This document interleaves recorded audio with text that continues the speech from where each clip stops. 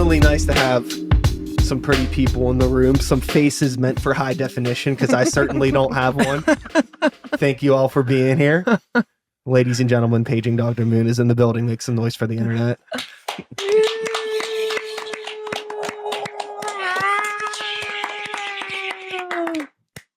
How's everyone doing on this lovely Sunday? Good. So Beautiful good. day. Real Yeah. good. Yeah. Oh yeah. Thanks for coming over to the north side Thanks for having of us. Pittsburgh. So before we get into all of the off the rails types of things, what do you want people to know about your band? Because I guarantee you we'll probably spend about 5% of this conversation actually talking about the band, and then we'll find something else random that's going to take up an hour. So let's get the important stuff out of the way. We're a very serious band. Okay, that's good. We're very serious. We have huge plans all the time, and there's always something coming soon. There's always a reason to smash that like and follow button. There's always a reason to, come along for the ride, because we've always, we got something huge in the works at all times. That's us, for sure. Very good. I find that we are living in quite possibly my least favorite time to be a musician of all of the decades that I've been alive. It's getting better in a lot of ways because I have, grown my skills as an artiste, and I've found my tribe, I suppose, and I'm surrounded by good people, and all of that's great. But in the quest to expand that tribe, I don't know how much I care anymore.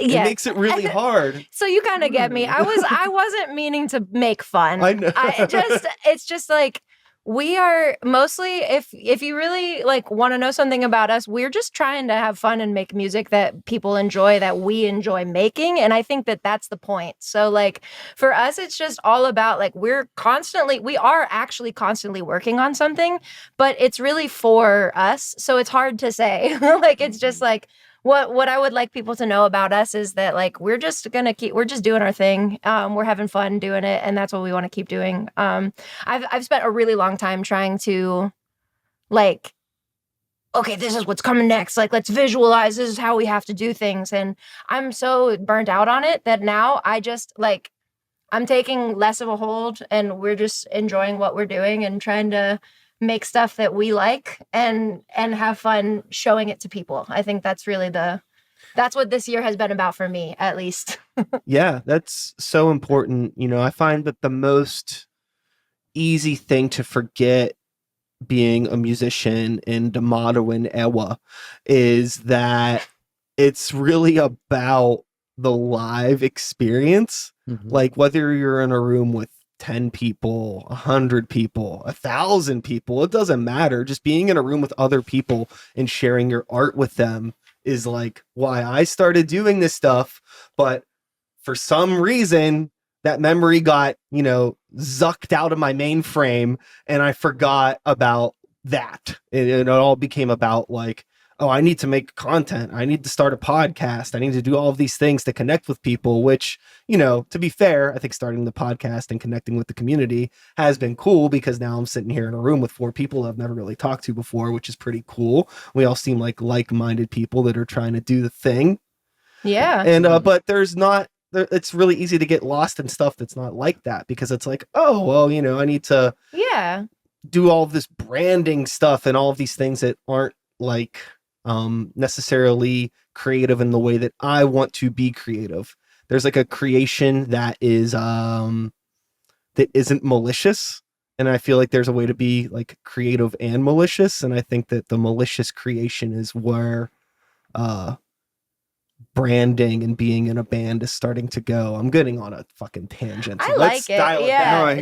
Sorry. Like it. I like it. And I think, I mean, hear what it's you're saying. something to say, you're actually going out and doing it. So you're having those ideas, and then you actually built a space for that to exist, where I feel there's a lot of people that are just talking about it. But I think we have a lot of conversations as a band where we're trying to be and I don't mean to be all poo-poo on the industry or anything outside of here, but we love to reconnect on the fact that we live in Pittsburgh. We are making music in the space that we are in, and that's where we're focusing. We like, it's really easy to think about all these big concepts and big things, and let me spend money on this, or let me find, if I could only find the right person to give me the right connection. But in reality, it's like, we're here and there are people here, and that's where I want to be thinking about. And it's when you start getting into the industry of it all, I feel like it disconnects you from where we are, like, because Pittsburgh is just its own, we're in a very, it's us, you know, we're here. Sure. We're all from here, I believe, except for our drummer Spencer is not here. Oh, but you're pretty close by, right? You could say you consider yourself Spencer's a from these Pittsburgher now, parts, and so I was born here. I love this place. You know, I'm from these hills. I want to make art for the people here and stay here. I don't feel like I never ever felt like I wanted to go anywhere else. So I would like to continue being here. It's been fun. It's also been fun, I think, especially this summer too, to just be playing a different context. So like one night we're out in the woods, you know, at like a jam festival thing, and with that kind of vibe. And the next night we're in front of an Old Navy playing, and then the next time we're in Picklesburg, and we're just in all these different contexts. And it's I like how, so you have to change maybe your setup a little bit. It keeps you on your toes, like, Sure. you know, and it doesn't get stale that way. And when you're finding new environments, you're maybe meeting new challenges. Totally. I think that there is a lot of opportunity as a band in this city. We'll keep it to Pittsburgh. I think this could apply to pretty much any somewhat major mid-level city like Pittsburgh in the country or in the world probably. But where there is so much opportunity, it's just how flexible are you as a band to be willing and able to take advantage of those opportunities.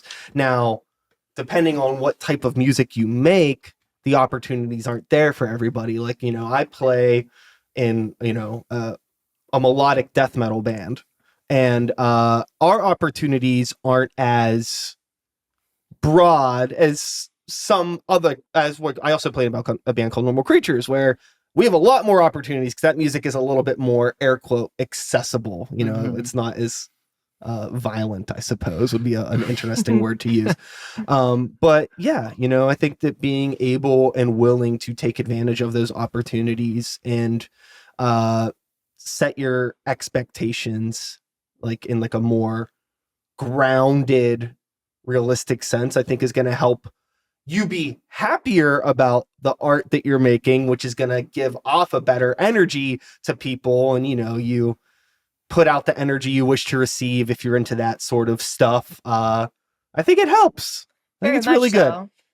You know? Well, none of us are Nepo babies. So we only have what we have, you know, like we only have the sounds that we make, and we go out and we make those sounds together. And it's what we like to do for fun, you know.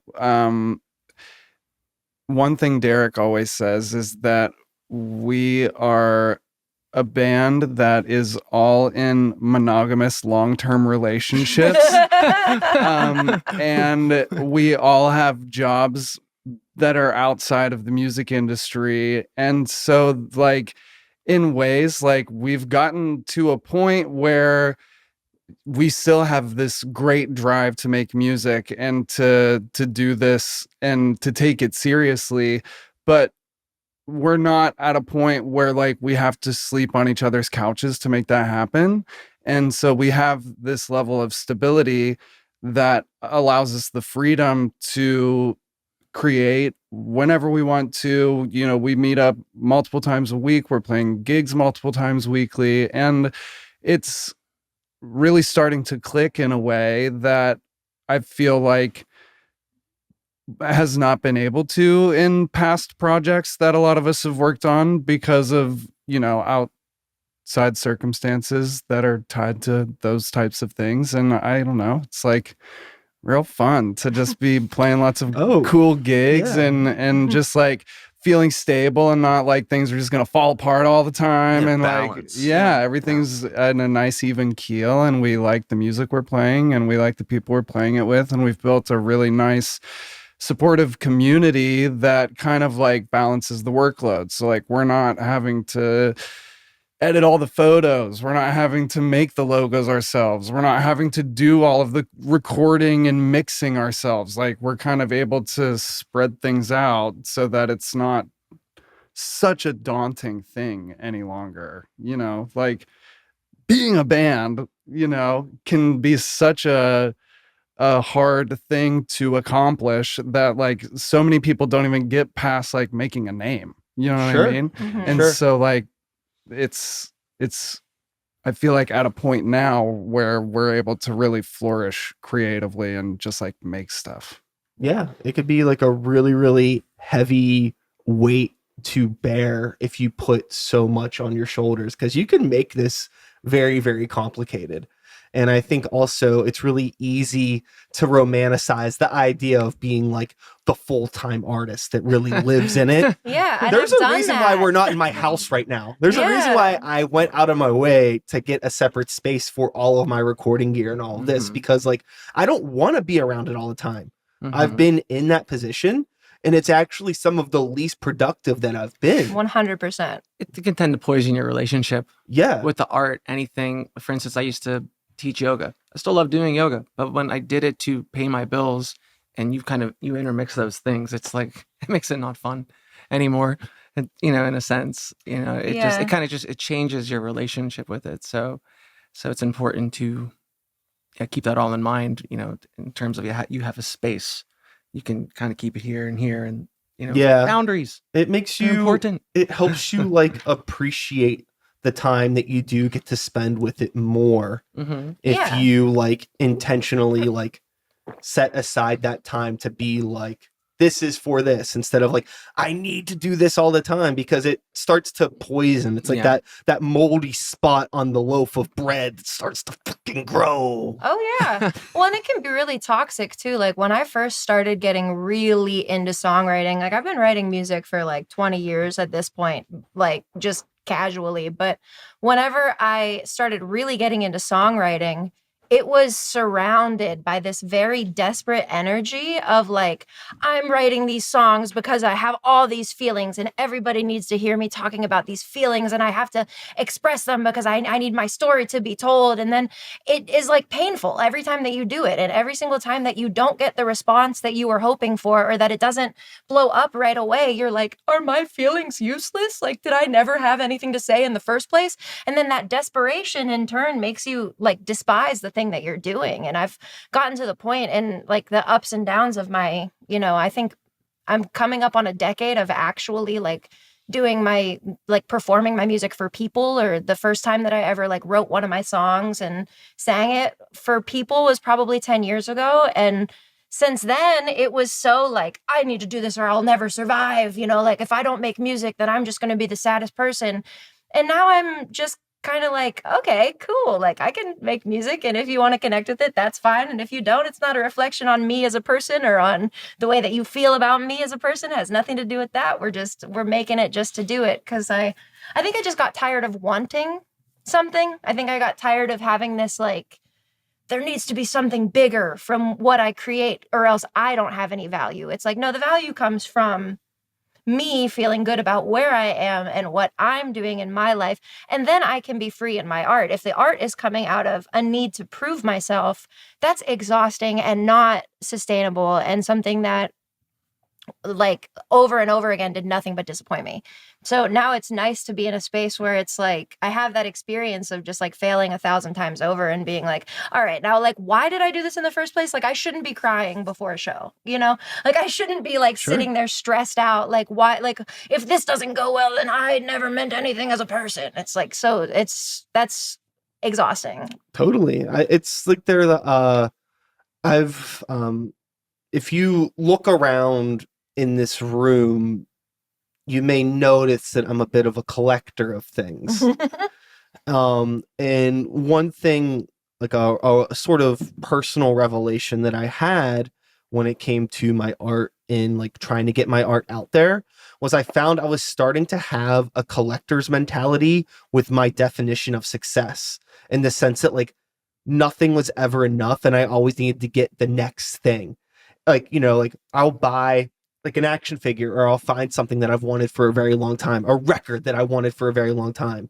And then like I might listen to it one time, put it on a shelf and forget about it. Something I spent years obsessing over. I don't actually take the time to like sit there and enjoy it. And like I was doing that with my art and my success, put tons of time into like writing a song, writing more songs, putting out an album and all this stuff. And then it's done. It's like, oh, okay, like what's next? It wasn't enough. I don't do anything. I'm a failure, blah, blah, blah. And it's like, that's not true. I'm just not taking the time to actually appreciate any of my accomplishments. So I'm trying to like take a step back now and be like, okay, I don't need to keep buying records. I don't need to keep collecting things metaphorically. Let me enjoy this metaphorical collection that I've built up over this amount of time that I've been creating art, and appreciate what I've built and the friendships that I've made and blah, blah, blah. That makes and the I've whole been, experience worth yeah, it. Yeah. been a lot happier. Mhm. That's another thing when I think about like the maliciousness of social media now. Something that comes to mind is related with what I was just talking about, and that collector's mentality, where there's a lot of people that I know that are aspiring musicians, creators, and things like that online. And I feel like they're consistently putting out content for new people that are coming to the page, instead of being like, it's always like, hello, like my name is so-and-so and I'm an artist from Pittsburgh, PA. Check me out. And it's like, you're doing that all the time. And it's like, I know I've been your friend for years, but it's like, you're not ever making content for the people that have found you and like you. You're just always trying to say hello to the next people. There's no and not taking the story. time to like appreciate the Mhm. people that are there. And it's like, what are we doing? This is weird. Serving the algorithm. It's tough though, because like the content that we make as a band, the music that we make as a band is not meant to be consumed in the way that a lot of social media works right now. You know Absolutely. what I mean? Yeah. So like the art form that we have spent our entire lives like building our toolbox to like hone and make the thing is now just like a piece of the puzzle on top of like, okay, now we have to make like silly videos on top of it, and you have to make like silly songs about the silly videos, and you have to take like all the photos and all the videos at every gig to just like constantly be like pumping things into the algorithm, that it's almost like the EPs and the albums that you release don't matter. You know what I mean? It's just like one more post in the lexicon Yeah. of like thousands of things that you have to pump out to be the artist right for now. vanity numbers. That's all Yeah. it's for. Yeah. Yeah, and it's like getting to like a point where it's just like sad to me, like, not that like I've ever considered like the pop artist Kesha as a touchstone for what like artistic merit is in its purest form. I like Kesha enough. The reason why I'm bringing up Kesha, my homegirl Kesha, is that, Kesha recently, how many times can I say Kesha in a 30-second span? Kesha recently released some new music. She's out and of her contract now, right? it's I don't know the politics of this, but all I know is that Kesha released a new song and it's fun. But as far as I know, there isn't a music video for it. But it's like the promotion for it was like her on her TikTok or Instagram, they're the same thing, whatever, just like walking around some store in a mall holding her dog, just singing the song at the thing. It's like the labels or whoever don't even want to bother putting money into making like a real video for this. And the thing is, they don't have to, So because they could lazy. put millions of dollars into a music video or just film her walking around the mall holding a dog. It's gonna and it's going to get the same amount of numbers. views. Yes, exactly. It's so ridiculous. So it's not about the art at all. It's like if you're playing into that whole game, then it's what you said about like having this whole platform where you're not connecting with the people that already like you. You're only looking for new engagement and new fans. It's like there's no longevity to it. There's nothing that lasts. You didn't make anything for that purpose. It's like for the purpose of gaining views. Like I had this phone conversation with a music marketer a little bit ago, because I work in like the business of music as well at the same time as doing Pager Dr. Moon. I'm the managing director for Keystone Artist Connect. So we're doing a lot of stuff as far as booking and trying to figure out just, being on the pulse of how the industry is ticking. And I was talking to this music marketer and he was like, Oh, well, the big strategy that we're finding a lot of success with right now is that you find the countries in Eastern Asia where the streaming numbers are worth less money per advertisement. So the basically like the ads in Bangladesh are cheaper than the ads here. So what these artists are doing now to blow up and get millions of views is that they're paying to target countries with a smaller dollar amount per stream so that they get thousands and thousands of numbers racked up on their stuff. Mining. Literally just mining for views in countries with that are not like the dollar isn't the same. You know, it's like I don't know the correct way to say that, but it's that those clicks are worth less money. So they're putting the same budget that you would put into the United States into one of these countries, getting the streams that they get, and then using that to book tours in North America and being like, oh, well, we have millions of streams. It's like, but you have no fans. And yeah, nobody's buying tickets you have to the no shows. fans. Trying to keep up with that, it has to be exhausting. It has to be like taxing in a way that like, because it's already an arduous process to like make music. If it's really personal music, it's hard. Like it's hard to write a lot of music, and you have to like in order to figure out like what's actually working and what's not. And like everything that we were even talking about before, like it gets better with balance. Like he was just saying that like everything feels stable because I think everybody individually and then as a group feels a lot of balance. And I don't think any of us get that absorbed in like we don't have weekly meetings about our numbers. We talk about them. We talk about how we can like improve things. But like the idea of going to that lengths I got all the time pissy with this guy while you're also trying to manage your own like emotions being translated through something that is intangible. Sure. Just hear it. You know what I mean? I mean, and then like, trying to market that, you have to put something to it that's physical or visual. And like, it's not to say that like production value's gone down, but like creativity just like doesn't seem to be even a part of it. When you talk about Kesha, like walking through a mall and like, that's the extent of which she goes. Like, not to hate on Kesha, but she can hire a crew and like do something pretty, you know, not just do like an influencer thing in the middle of the mall. Like, yeah. You ever see this happen? It's hysterical. Like whenever people are trying to walk around them. Yeah. I mean, like the thing is though, like for like Kesha, there's almost kind of like her whole attitude is like a metaphorical middle finger. So I don't like particularly care how she chooses to promote her art. Truth. Now if there's somebody that like, I don't know if Bjork did that, I don't know, Bjork could probably find a way to make it like some artistic statement. So I don't know. I'm sure Bjork could get away with it. That was literally one of the first people that I was thinking about. It's just like, I think about Bjork and like what she'll do for a music video alone, you know? So, but that's the thing though, is like, do what I want. like, there's so many, like the thing is like, you know, it's like, there's like malicious things. And it's also like, well, who knows? Like they can do whatever they want, promote their art however they want, their voice is their voice.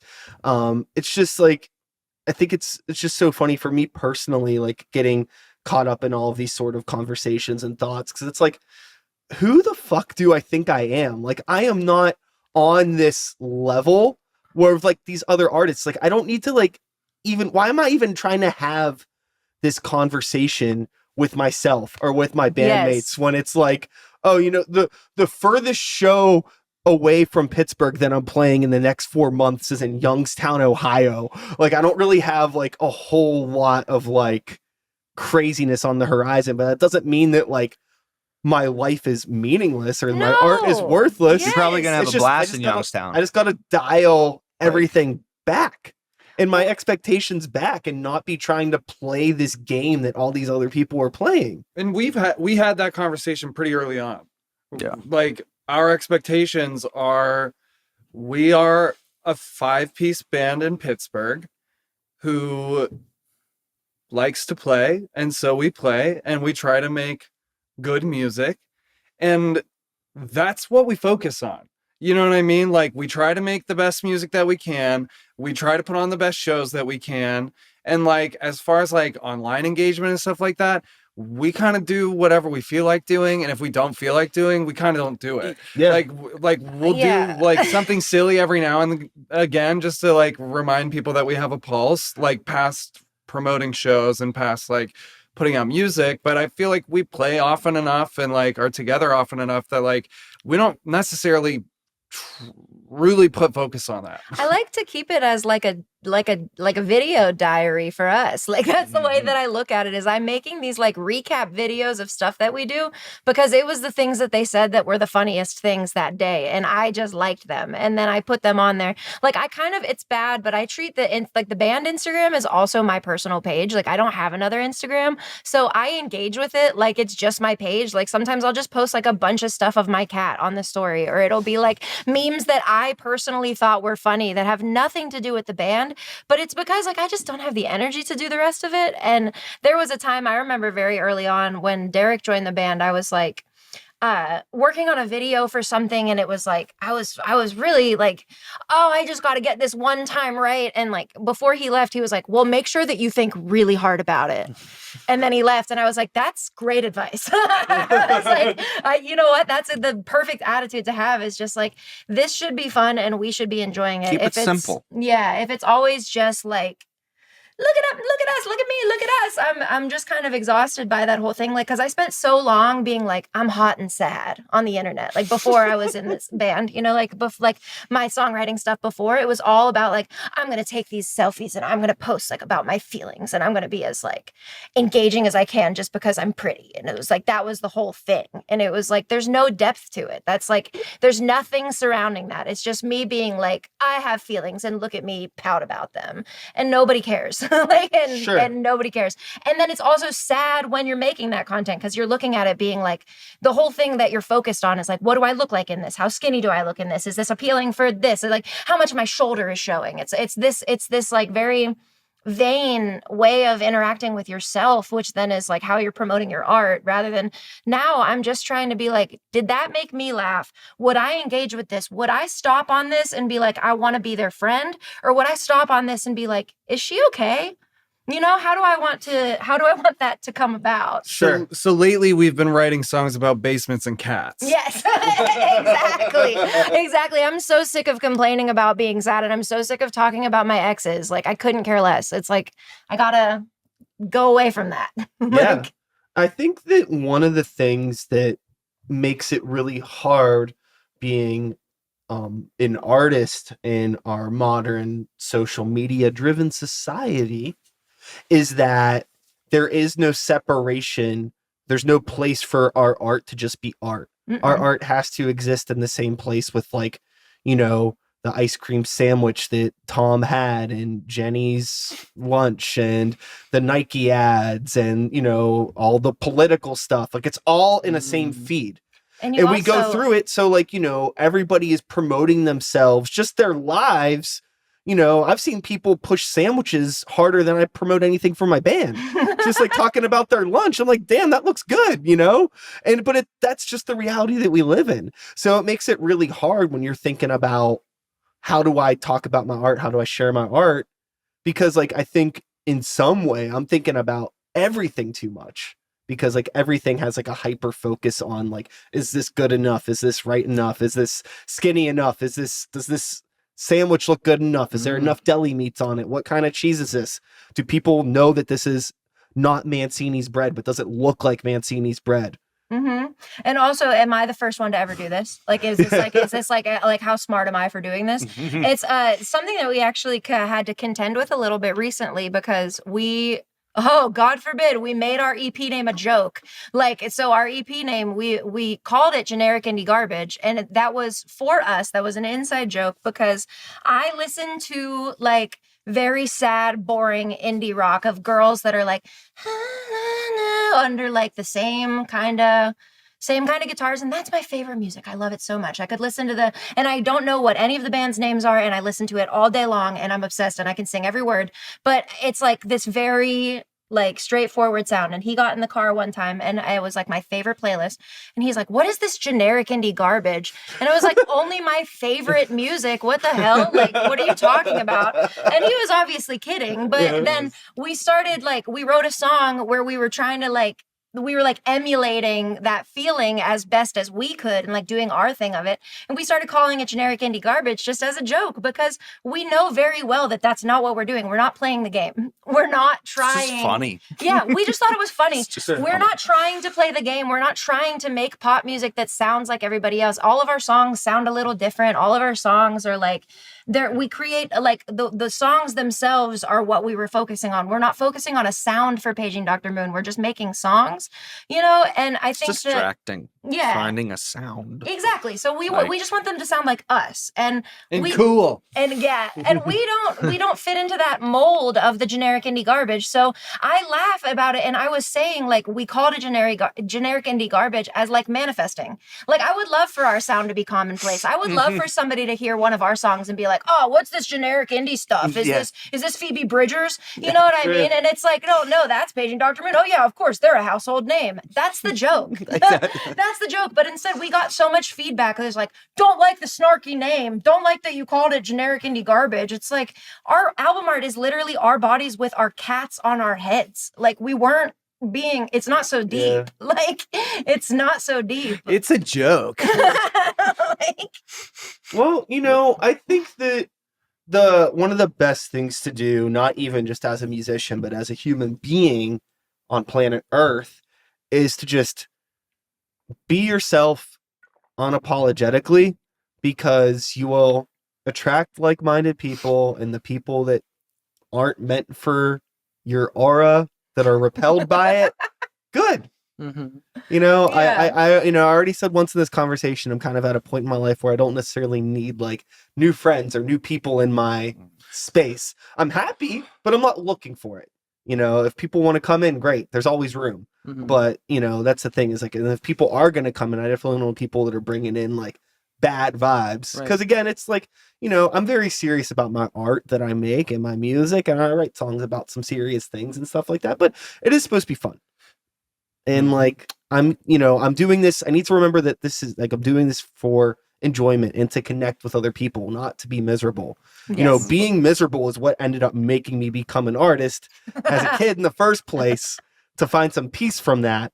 So I need to make sure, I need to do everything I can in my power to not make the one thing that gave me purpose in my young age. I can't ruin it. And that's how through you some, succeed. Yeah. That's how you succeed, I think. By being able to reach that point when I think that is being successful as an artist, is being able to be making stuff because you want to, and you're not driven by this like, oh, it hurts, I have to do it, but you're just doing it. I think that's when you're successful, personally. Totally. Finding the right people that care about it. And I think it's trial and error. Like we played a bunch of shows in the past year and a half. You figure out who your friends are, kind of thing, what places like you or treat you right, treat you the way you want to be treated. And you go back to those places and you don't go back to the other ones.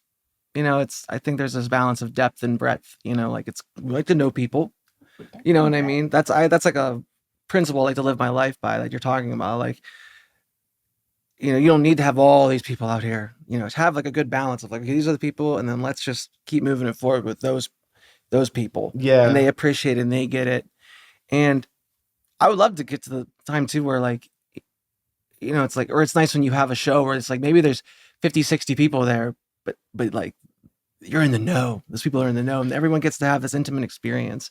Or like when I go to a show like that, maybe like I love that. I'm like, there's not like a ton of people here, but there's enough for there to be an energy, but also like everyone, like you won't know, like we're having a unique experience, you know? There's a quote from a musical. I'd rather be 9 people's favorite thing than 100 people's 9th favorite thing. Yeah.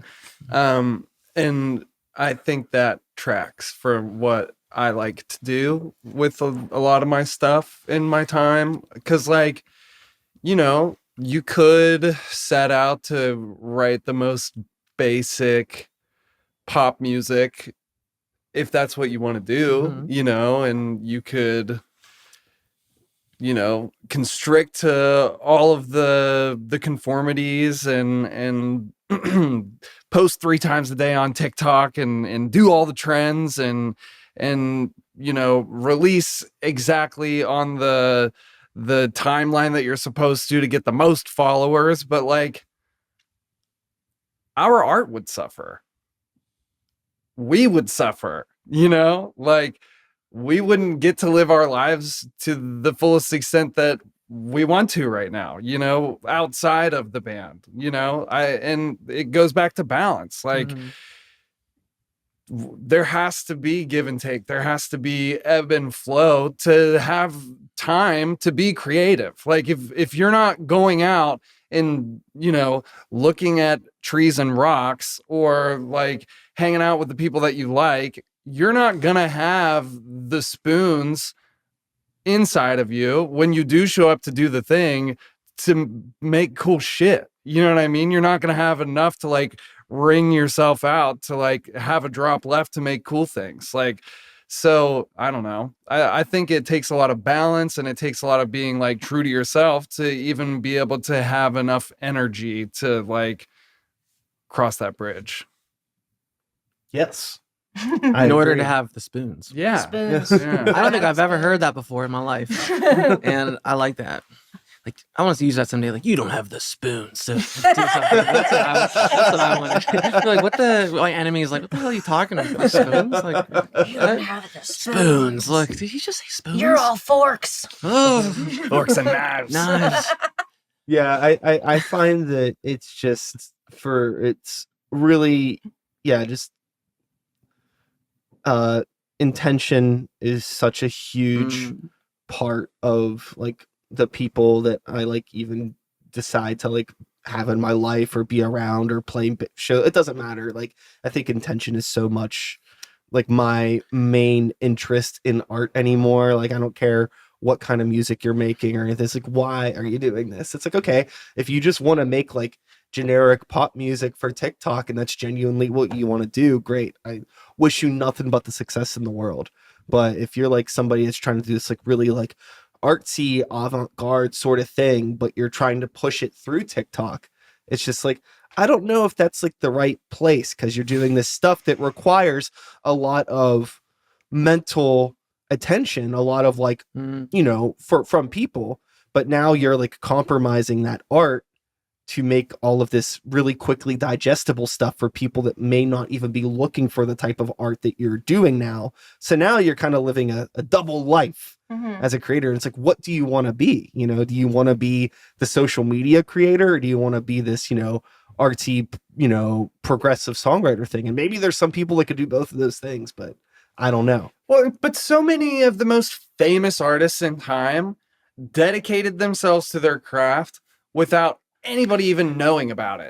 Van Gogh wasn't It's famous. exactly You know who what I'm I mean? Until thinking after he of. was dead. You know what I mean? Like, that's a true he artist. sold one painting in his life, but had like this like lexicon of just like utter brilliance. You know what I mean? Yeah. So like Nick Drake, or is that the Nick Drake is one of those guys, I think. yeah. So like, even if we have the same following that we do now for the rest of my life, like as long as I can still pay my rent and as long as I still like what I'm doing, like that's all that really matters to me. Yeah. Is that like, if we continue to play and pump out cool music, like maybe good somebody will like it opportunities, when yeah. we die. You know what I mean? if we die early, it's even more likely. Yeah. It's one of the downfalls of like the internet and the connectivity is just how aware you are of everything else that exists. And I think for me it's easy to romanticize this idea of a time period where the biggest scope of your world was really limited by your knowledge and your access to knowing about that outside world. It was the 90s. We used to just not know stuff. Yeah. If you didn't know the answer to something and the adult in the room didn't know the answer to something, then you just didn't get to know the answer to your And question. now everybody knows everything. Yeah, all the time. I remember going back to what you were talking about. Somebody recently posted something talking about just the struggles of being an artist, and like they just basically made the point, like, can you imagine if like Tom York had to have an Instagram account and talk about his art? Dude. And that in that sense being like, did I just write the song of the summer? Well, look at John Mayer trying to do it right now. Like I haven't, but it's goofy. Did you say? I'm sorry. You said John Mayer? Yeah, he's doing. Like he just sits online and like plays pentatonic scales, and he's like, "You see that?" You know? No. Yeah, and it's just like it just sucks. It does. I've even seen it with like a band that I've loosely followed for a large portion of my life now because they've been making music way longer than I realized, but I'm old, is Paramore. And Paramore now has been touring in Europe, opening up for Taylor Swift on her stadium tour, which is a phenomenal opportunity for them. But it's Paramore. It's not like this is like a nobody band, and they're doing that thing that I was talking about where they're posting videos all the time like, hey, we're Paramore, we're a band, and obviously trying to introduce themselves to all of these new people that are seeing them with Taylor Swift. But it's also like, you are Paramore. You're Paramore. You've been doing like people know who you are. Right. You don't need to do this. And like you said, they have the internet in your pocket. So if they don't know who you are, they're going to be at the Taylor Swift concert and they'll be like, okay, now I know who you are. Yes. Well, no, they never search it though. Like when Kanye and Rihanna did a song with Paul McCartney, people were like, "Oh, it's gonna make that Paul McCartney guy blow up." It's like, what are you talking about? It's crazy how the tides shift because like Chapel Roan right now, the biggest name that there is opening for Olivia Rodrigo. Olivia Rodrigo's dope. She is a great artist, has come out with a couple top hits within the last couple years. But she's not in the spotlight like Chapel Roan is right now. Like Chapel Roan should be headlining her own tour, and Olivia Rodrigo should be opening for her, like to make more cash, if you ask me. But that's how quickly things turn overnight. And like also there are videos of Chapel Roan playing for audiences smaller than ours, like less than 3 years ago. Like it is, it's just and who knows in 2 years what it will be. Exactly. So It's interesting how things different. change. Yeah.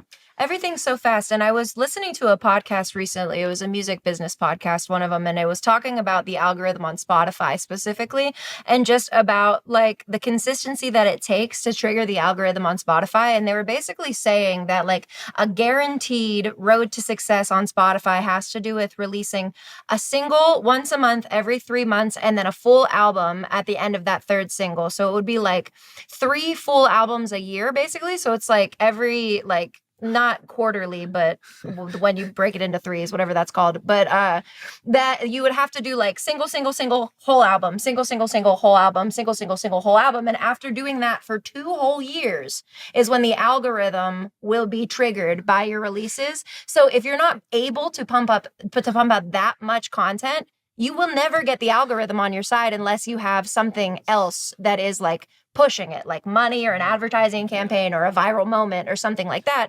And then once you trigger the algorithm even a little bit, you have to stay on that ride to get it to work in your favor. Because otherwise it's just like one moment where people saw that one thing that you made, it got big for 3 seconds and then they forgot about you. So it's like, well, and even then, like most of those people are plants, like are industry plants, or have like a lot of money that are like like spending tons of cash to like get into the zeitgeist, Well, the guy that did it successfully with that constant releasing strategy, he does piano covers, relaxation piano covers, and he was able to put his piano covers out that consistently, and it took that amount of time, and then the algorithm just did all the work for him after that. But it was that amount of output, and when you see those numbers, it's just like, all right, well, if every time that you record a song, it costs any amount of money, like how do you?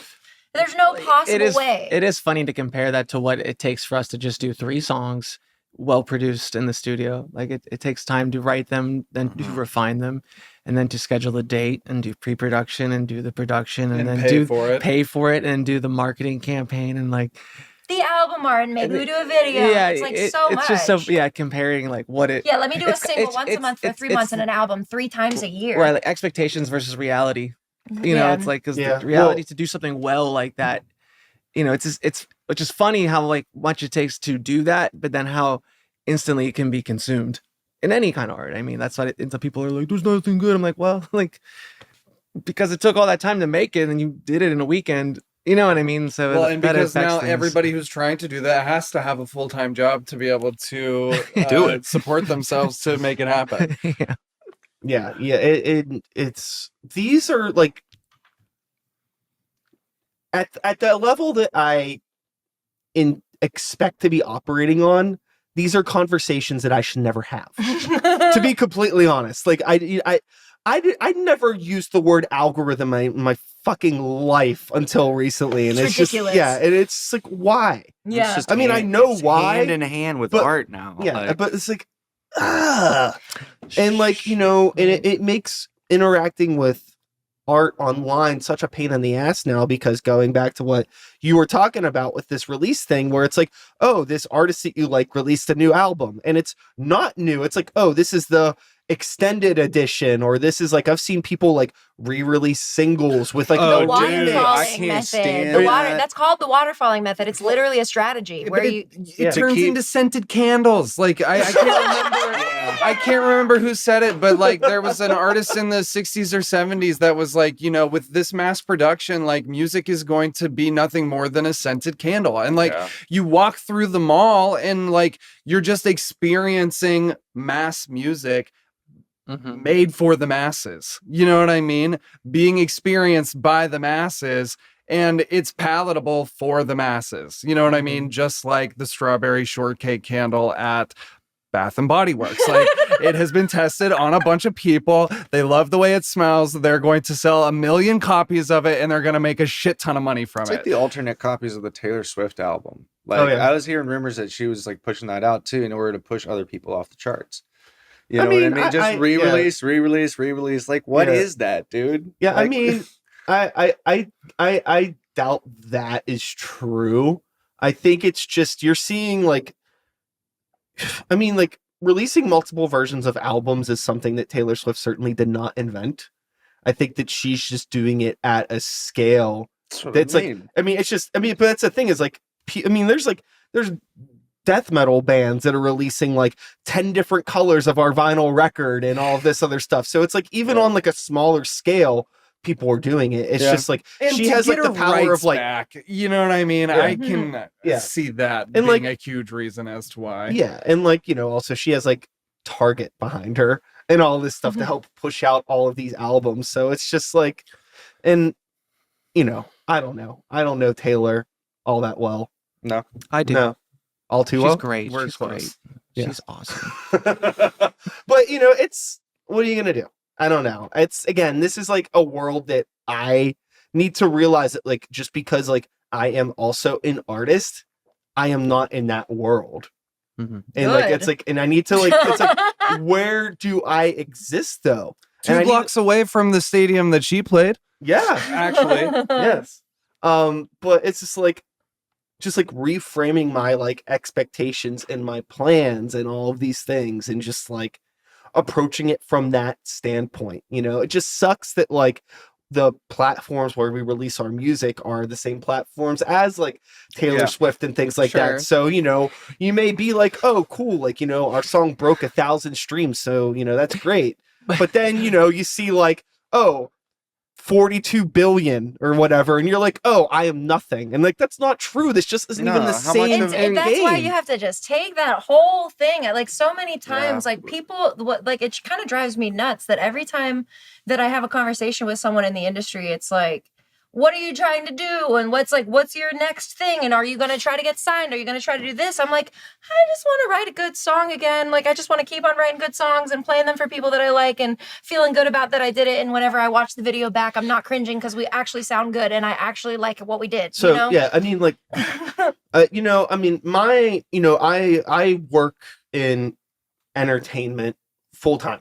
Like, you know, this is what I do, and I know a lot of people in entertainment that are, you know, I guess for lack of a better word, they have influence. I could confidently say that most of the people that I know that work in entertainment, in like the music world of things, that have influence over what happens in music, don't listen to music. Right? Right. Exactly. And when they talk about artists that are successful or artists that they're into, it's all based off of the results that they're getting. Exactly. Numbers. It's not a genuine interest in art or a genuine interest in creativity or individuality. It's all an attraction to Numbers. numbers. Yep. You know, 100%. streams, dollar signs, all that. that's what attracts people, and that's not like an incredibly unique or hot take. It's No, pretty. I talked to a yeah. record label executive, and we were just having like a discussion over what they look for in an artist. I do a lot of management too, and it was like what they look for this specific thing. And his answer was, "Oh, I'm really only interested in artists where I don't have to do a lot of work." Sure. Yeah. It was like, I'm really only interested in an artist where like they already are able to bring me in money, and if they can bring me in money, then I'll give them more. But if they can't, then like there's really no reason. It's like the days of like finding a talent and building it up and nurturing it and helping somebody succeed, that does not exist. Yeah. Nobody cares anymore, because if you're not able to like get 1 million views from your own bedroom, then what's the point of you? You know, it's like, so then you have no value. So Yeah. then we've had to like create our own value in different ways and really like decide what that means to us. Because we do, like, we're very lucky as a band. We get some really awesome opportunities, and we've only been playing all together since April of last year. So I've been using Paging Dr. Moon as my band like moniker since I think 2020 is when I changed it. But I didn't start playing with these guys until 2022 at the earliest. So it's been a different project, and it's had different iterations. And now it's just kind of like, we're so grateful for like, we've had our songs played on the radio. We've been able to go play these big events in town. We've been asked to go out of town to do things. Like, we have these experiences and these opportunities that for like, when I first started, I would have looked at that as being like so far away from what I was able to do. Totally. And so now we're doing it. And so it's just like, I'm so sick of trying to think about what's like, I just want to keep on doing what we're doing, keep on building it up from where it is, keep being grateful for what we have, and not really seeking the validation from outside, because like I did that for so long, and it's just like, Drives you insane.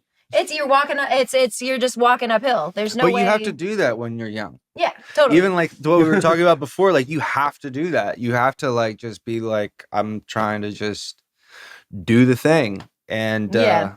And then that like just morphs, because life happens and you think it's going to be a straight line, but it's never a straight line. So like your expectations get adjusted, your assumptions about everything become adjusted. Well, and And, you like, also have yeah. to throw enough shit at the wall until That's it's Yeah, exactly that it. too. But like that's what we're doing all the time. Like we'll spend like 2 months, 3 months like throwing stuff at the wall, because nobody, I think, has like an agenda that they're coming in with, like about like it must be this way, or like Mhm. when somebody brings in a song idea, it's like nobody says like it has to be this way. Like everybody's, I think, legitimately interested in what each other is doing. Well, if you, you know? do have something that is that, we all also are able to create on our own Right. time. Like, Right. Mhm. you know, like I make music outside of Paging Dr. Moon. Christian makes Yeah. music outside of Paging Dr. Moon. Like Derek makes a whole lot of music outside of Paging Mhm. Dr. Moon.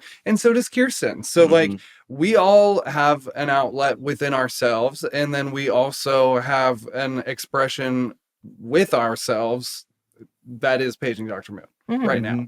That, or at least that's how I like to think of it. Totally. Yeah. No, yeah. And we all work well together. I always like to think of this group as it's kind of like it's like a diamond, and it's like we all concentrate like a laser beam, you know what I mean? There's sometimes you're like in a band where like there's one guy who's like, I'm this guy. And you're like, do you know the part yet? You know, have you done the work? Oh, sure. You know what I mean? We all have experienced that, and it gets so, it's just annoying. It's like, why am I doing this? You know, so that's like the shit at the wall. You know, it's like, this guy doesn't have the spoons. Everyone here has a spoons, you know, so we can all enjoy the same bowl of cereal.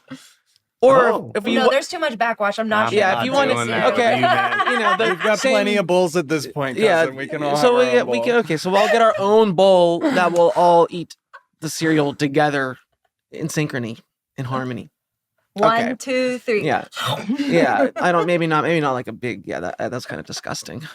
But I would if we had to. Yeah. If like we were only given one bowl, If we were on an island. like a desert island, and like I'd eat from your cereal. you'd bowl, even, dude. yeah, I'd eat from all your cereal bowls. Okay. My coconut shell. Yeah, coconut shell. I would do that. And so that's part of what makes it Oh, my fun. word. And it's also, it takes a village too, to like, write a song. Even like one night she's like, oh, the lyrics and stuff. I'm like, do it from the cat's perspective. Like I just a thought I had in my head, and then she took it from there. Yeah. So it's kind of cool when you can like bounce little ideas, and if people take it, sometimes you'll throw an idea, they're like, no, that's no. Well, You're like, because okay, you always just say no to things. Like, not to give too much of the secret sauce away, Do but it. like because Kirsten is in a happy relationship right now, there were a few months where she was like having some writer's block. Yeah, because She was like, I don't have any bad relationships to pull from. And so like we've been doing writing exercises to like come up with things that we can write about that aren't heartbreak or like somebody cheating on you or something like that. And it's been cool, and we've made some really dope songs. I mean, if it helps, I can like, if that's what you want, I want to help you. This is for the art, like kind of thing. But that's definitely not my nature. Yeah, but to go back to the whole point, we just are trying not to care about that other stuff. The stuff that's on the internet and the stuff that's like the tricking the algorithm and how much do you have to put out and how much do you have to do this. It's exhausting. Yeah, I've kind of come to the point where I'm sitting with any of that chaos stuff, even stuff that's not as chaotic, even things as simple as like making a music video. Okay. Outside of like the situation where it's like, oh, like I have somebody that's like a good videographer and like, we have like we have the resources and we're just going to do this for fun because we want to do it. Sure, I'll make a music video under those circumstances, but like I need to make a music video to promote my art, so I'm going to force this to happen. Again, who the fuck do I think I am? And who is this forced video for? Right. If I get into a position where there's other people in a room that are telling me I need to do this, they're helping me pay for this, sure, I'll have those conversations. But now, in the reality of where I'm at, I don't even need to think about that. So I just shouldn't put my effort into it. Focus on what's in front of you. Yeah. I just want to make cool songs and play cool shows, make connections with the people around me in the real world. I don't need to make a music video to connect with people on YouTube or make shorts to connect with people or reels, or I don't, that's not like my genuine interest. I understand there's value in that, but it's just not for me. Don't get me wrong, it would be dope if it happened. Yeah. It would be really cool. Let's not throw a baby out with the bathwater, but that's the thing is like the intent is pure. If I were if I got into a situation similar to the aforementioned Chapel Roan, where I am getting all of these opportunities presented to me because of me being a really fucking good live performer, and people want to engage with me on that to help me elevate me as a live performer, that would be cool. But right now, like, I feel like I would just be trying to like force something to happen. And also, I am not a videographer. I am not like the type of person that actually like fully knows how to tell my story in that way. Mm-hmm. So any work that I might do might actually be working against me. Because like, I'm like, I feel pretty confident about like making music and doing all of this other sort of stuff. But the stuff that requires like branding and all of that sort of stuff, like I didn't go to school for that.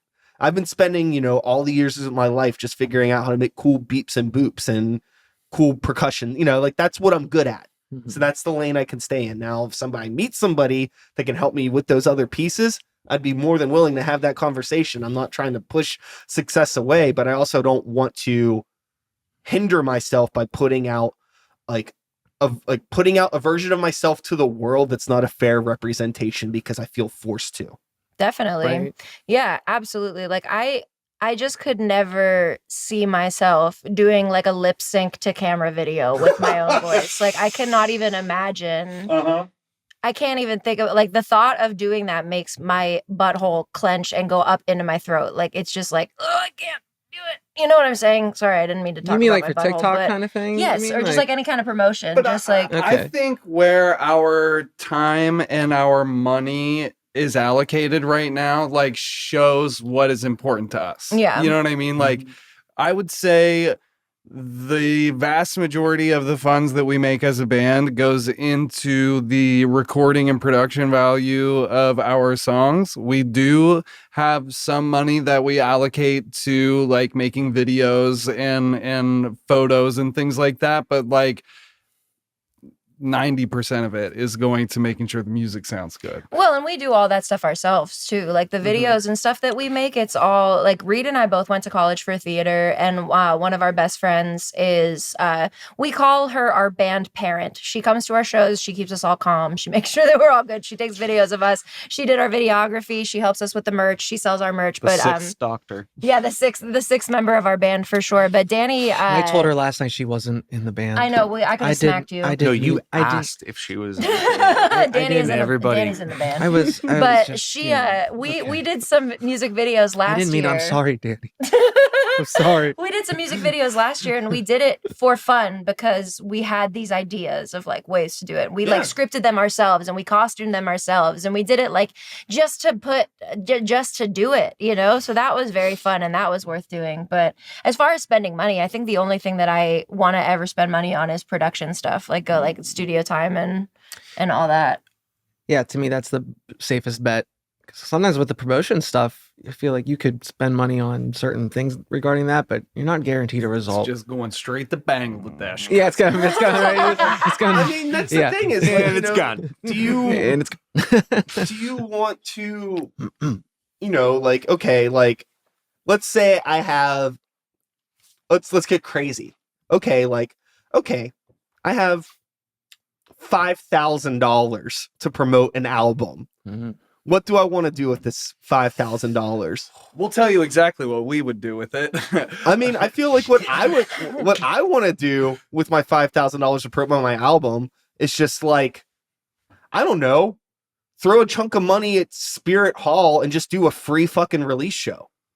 Mhm. Get a ton of people to come out, have a party, because like my focus right now is just trying to get as like grown in this area, or, you know, save some of that extra money, throw a little gas in a tank, do some shows, go down to like Morgantown, go to Youngstown, go to, you know, go up to Erie, you know, some easy stuff. You want to get wild, go to Philly, go to Brooklyn, you know, it's not out of the realm of possibility. You can do a lot with $5,000, or you can just throw it at the wall online and watch your Spotify numbers climb, Right. but still not have any, maybe minimal growth from that. I don't know. I feel like there's better ways to allocate your funds for sure.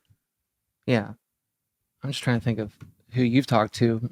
I'm trying to think. What about that? Podcasts aren't for thinking. No, okay, never mind. Never mind. I don't What have were any you gonna thought. say we would do with Just- $5,000? I mean, if we had $5,000, we would spend the $5,000 making the record, and we would Right. just Making figure more everything music. else. Because you can't, it's like, yeah, like, we would just promote it. Yeah, we'd put it but towards you're the next saying record. if for you have sure. $5,000 after you've made the record and everything. Sure, yeah. The Record idea is is to done. promote this record. Yeah. To promote it.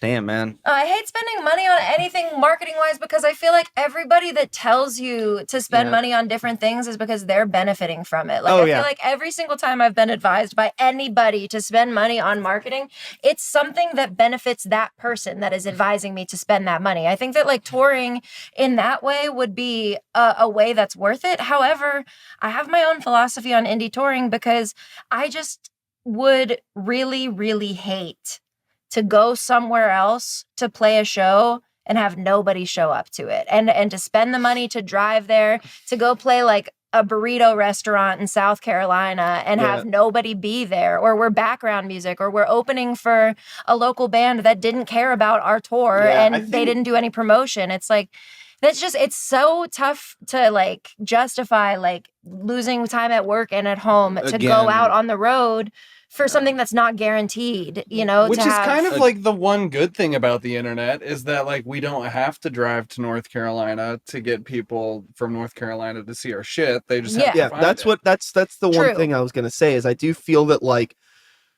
touring on like a DIY scale for some genres of music is very outdated.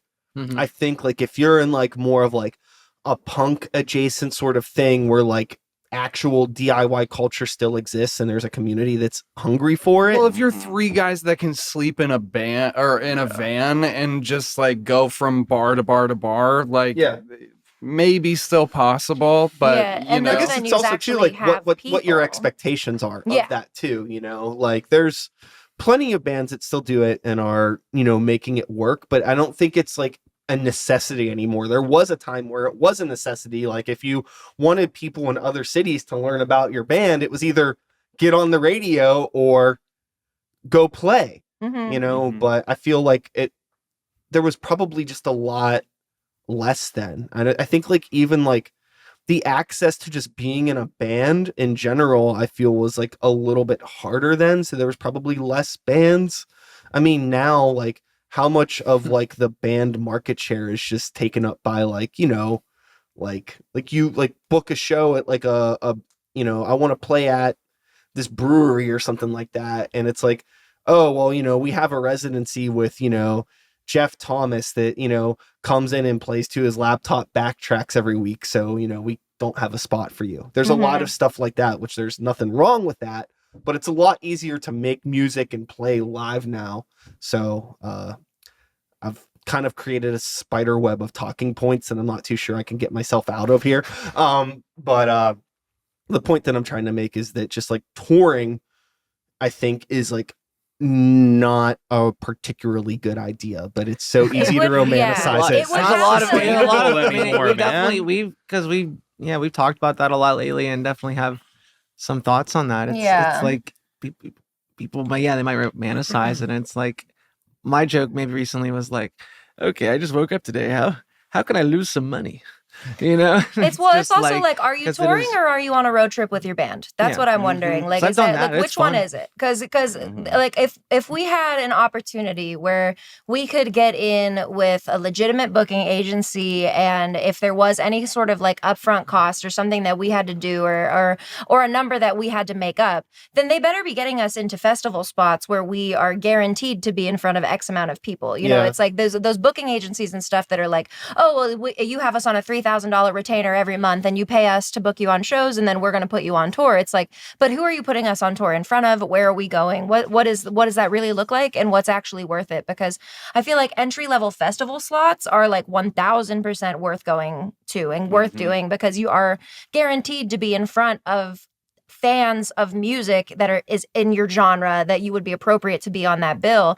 And like, but like nobody wants to be a buy-on band anymore either. You don't want to buy on to somebody else's tour because then you're playing too early that nobody's even paying attention, and then you're the buy-on band. So nobody's like, you're not making friends, you know? It's like something that I've done in my bands is not necessarily touring by any means, but where I found success is in this method of like, we've been fortunate enough with Greywalker to make friends that play through town in different cities.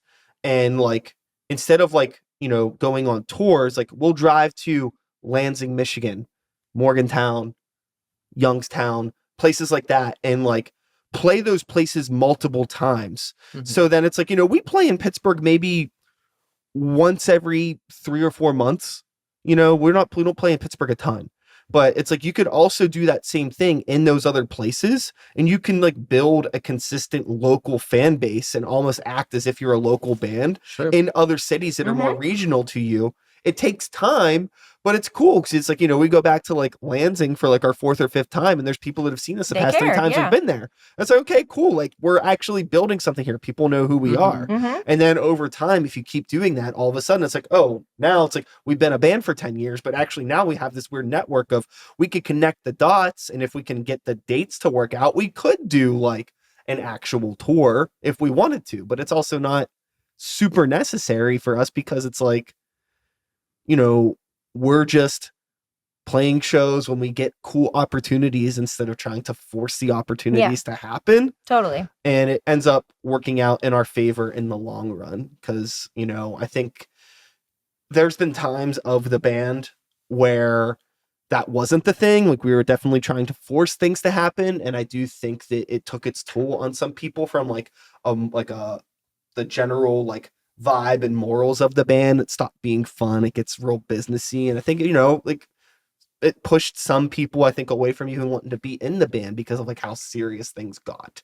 Yeah. we're not like that anymore, but we've been down that rabbit hole of like, talking with people on the phone about like what does like a marketing budget look like and radio and all this other stuff like that. And much like you said, it's always like you get the vibe of just like, oh, you're telling me this is going to be like $10,000 to start a campaign. It's like, how much of that are you getting? And like, is this the number that you tell everybody, or you're just telling me because it's very obvious that I don't know what I'm doing? It's just like, I feel like there's always somebody trying to take advantage of you at some point. So, all the time. Yeah. Sure. I've just kind of been like, well, I don't know. I don't know how much I am interested in this. It seems like all of the best shows that we've played and the best memories that I have are things that have just happened naturally. Nothing that we've ever tried to force. Right. So it's a stop trying to force things. Definitely. I say let there be a little bit of mystery. That's one of my big things. That's like, maybe, I don't know, like we're talking about the internet and stuff. Like it all gets rid of mystery. It's like, let there be a little bit of space for uncertainty.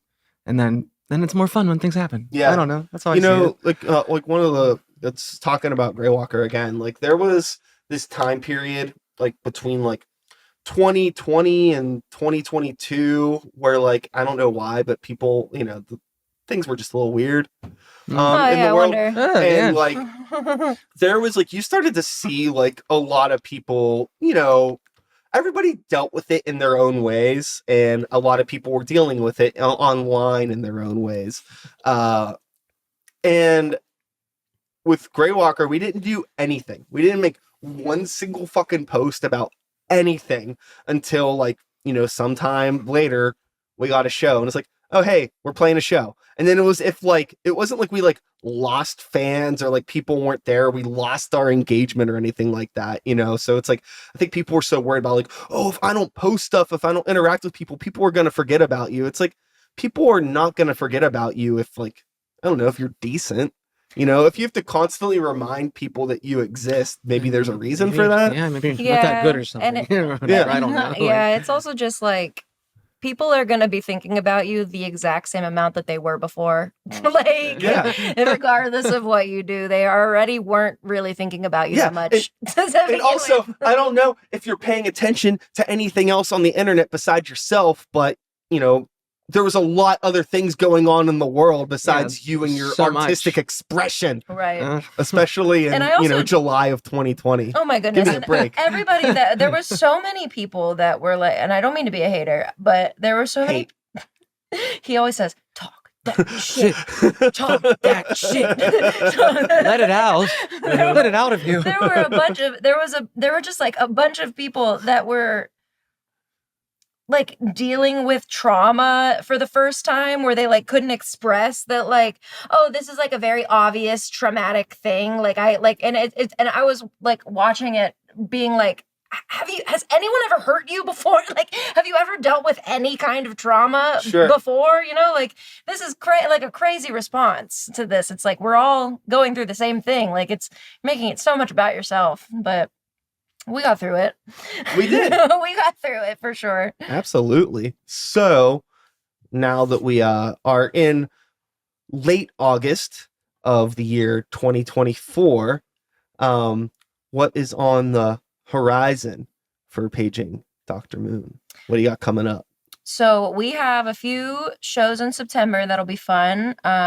We have a couple shows booked through the rest of the year. So our latest show that we have booked is on December 28th. We'll be at Thunderbird with Yam Yam, so that'll be really fun. But leading up till that, we have some more shows coming up, and usually what we do, like our rhythm as a band, is that the winter time we hibernate and we write more, so that by the time next year comes around, we'll have more songs. So I think that that's probably the horizon for us right now, is just like finish out the summer strong, play a couple more shows throughout the fall.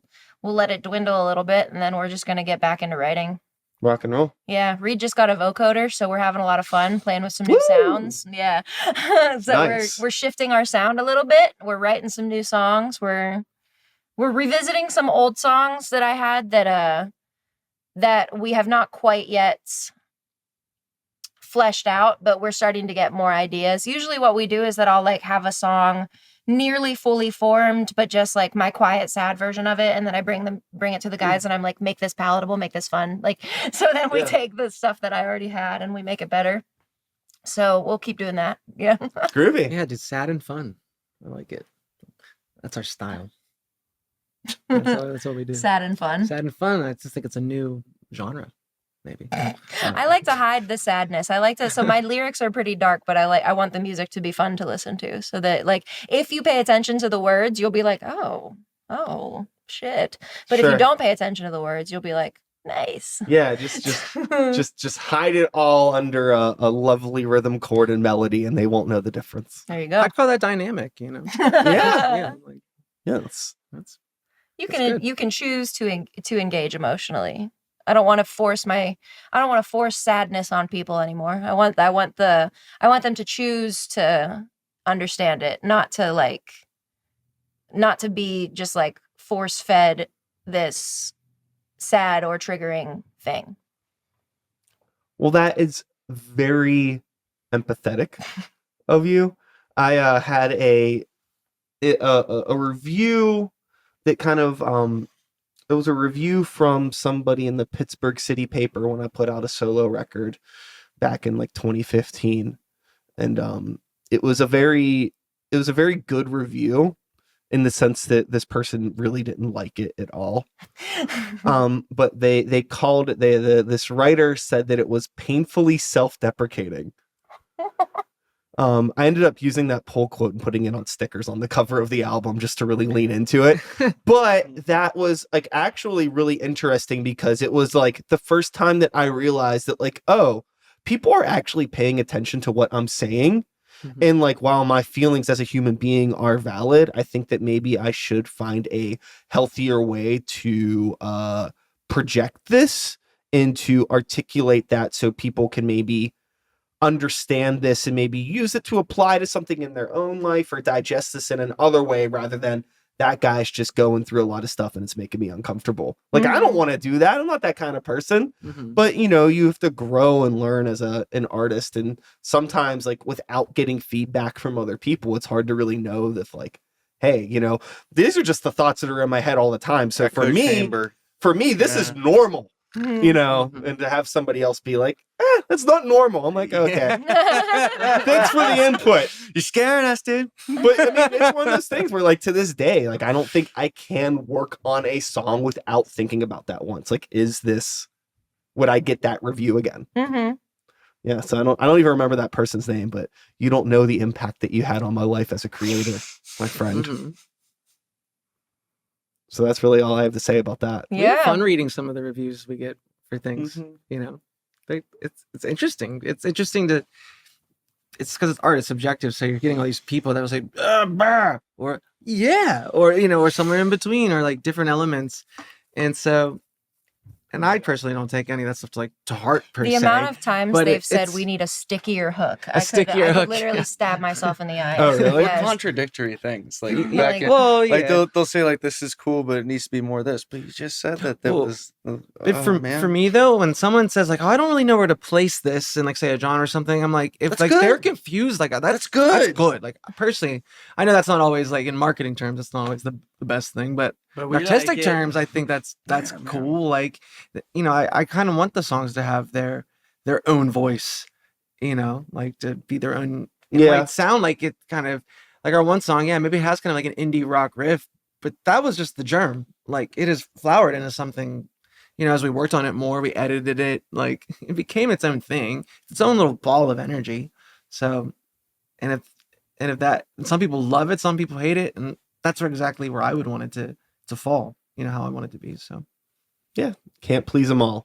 Oh yeah, you can. And anyone who wants to, you try to please everybody, we all know like you're gonna please nobody basically. Yeah, I mean like it's okay that like something like art isn't like, art doesn't have to be, I mean art is for everyone, but it's okay that it's not, if that makes sense. No, in a way. Not everybody it's a subjective thing. Like it doesn't have to be like you know, it can, it's like, you know, my offerings, my artistic offerings to the world are a sonic buffet, and you could come in and you could put whatever you want on your plate. Yeah. You know, and it's up to you how you choose to make that plate and engage with it, you know? But I think for some people, they just like don't think that way, and they're trying to put it all together. And it's just like, oh, of course, like, you know, the ranch dressing and the ice cream from the buffet don't go together. And sure, you know, it's like you're putting it all like you're trying to put everything that we're doing, everything that I'm doing into like one bubble. And it's like, that's not how you're supposed to engage with this art. But some people also like mumble rap. Mm-hmm. You know? Yeah. So And like if they like it, that Sure. that's taste great. You know, is subjective. Sure. I like to call that stuff like wallpaper music. It's more of like a vibe sort of thing. Mm-hmm. You know, everybody's ideas of like what art is and what music is and what it means to them is totally different. You know, Mhm. you ever like meet people that like don't listen to music really, or Yeah. people that Of like course, oh, I don't yeah. really like watch movies, Yeah. or like, you know, I'm not really into like food. You know, like I've known people that are just like, you know, like they're Chicken interest- fingers and mac and cheese. That's where it all, stopped. Yeah, totally. and it's like, hey, you know, your reality is your reality, and Yeah. like, you know, Yeah. I'm empathetic to your decision to not Yeah. ever think- have anything else. Yeah, but- I think a lot of times, like the really generic stuff will like can gain legs because it's so relatable. Like when, you know, when you have lyrics that are talking about something like a very specific moment, that makes it more universal. You know, like the more specific that the moment is, the more people can relate to it. So I think that's why a lot of Taylor Swift's imagery and stuff really connects with people, because she's not going too far into the pain. She's not going too far into any of the emotions. She's like painting a picture that you can easily see and relate to. yeah. And it doesn't cause you that much turmoil to see it. It doesn't cause you that much. It's like, Yeah. it's like, I get this. This is me. I can put myself in that. Whereas if you're doing something that's like more self-deprecating or more traumatic or more painful, then they're like, they're in it and they're like, I don't want to be here. Sure. You know? I was Like- I was recently talking with a friend about movies. We are talking, and for some reason, like it just brought up like, oh, I don't really like science fiction or horror and things like that. And I was like, oh, is it like the gore? Or, you know, like, it's not none of that sort of stuff. It's like I just like movies that I can like relate to. You know, I just like things that are like realistic. And I was like, oh, okay. So I was like, and I was just chatting. I was like, do you just like not value art? And she was like, oh yeah, I guess not. Like I'm just not really into art. But I like watching like simple stories, but I don't like engaging with something that makes me trigger like a sense of like fantasy or any, you know, I just like, Sure. you know, and it was just like, okay. Cause we got into like this weird talk about like, it's like, what about the movie Seven? He's like, do you like, you don't like horror movies? Do you like Seven? I was like, yeah, I like Seven. I was like, oh, okay. So it's like, it's just like a weird thing, but it was just like, yeah, like I'm just not into like, just because that could happen. You I mean? guess Like, so. Because But there's like, different. but the thing is like, they're like engaging with like movies just from like, oh, I'm watching like a story, but not from like an artistic perspective. Whereas like Sure. I watch a movie and I'm like, oh, that's like a really cool shot. Like I think about like yes, the cinematography and all this Sure. stuff, you know, Me- like yeah, I me engage too. with, and music's the same way. I'm like, oh wow, like that guitar sounds so fucking good, or like that snare sounds so clean, or I'm thinking about like how'd they do that vocal compress. Like I'm always thinking about like nerdy shit. I Yeah. don't just like engage with something on a surface level. And most people aren't hearing production. Like And most like people are that. just, they're not even Yeah. thinking about it like Right. that. Mm-mm. right. So you I- throw something really heavy at them, you know, They're like, ah. yeah, it's like, I'm Like- sure it's a lot. Mm-hmm. Oh yeah, yeah. I used to when I was younger. I was like, how can you not like Tool? You know, it's like yeah, like. And now I'm older. I'm like, I get why people don't like Tool. Like, who wants to be in that space all the time? Like, as an angsty younger person, I was. For the but record, we love Tool. I love Tool. You know what I mean? Or That Yeah. also plays into like why people consume. You know, some Mhm. people consume art to escape. Some Mhm. art is made for escapism. You know what I mean? So like not every piece needs to be prophetic, Sure. because not every piece needs to be so deeply delved into.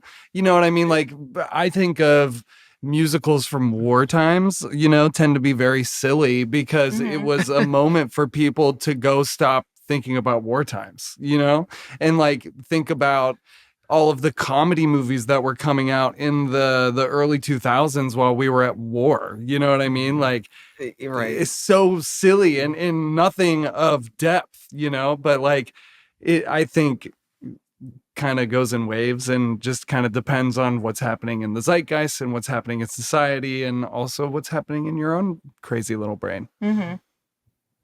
Indubitably. Indubitably. Well, I'm going to pump the brakes on our conversation here. We've had a healthy 90 minutes, believe it or not. No way. Yes. What? Yeah. Yeah, believe it or not.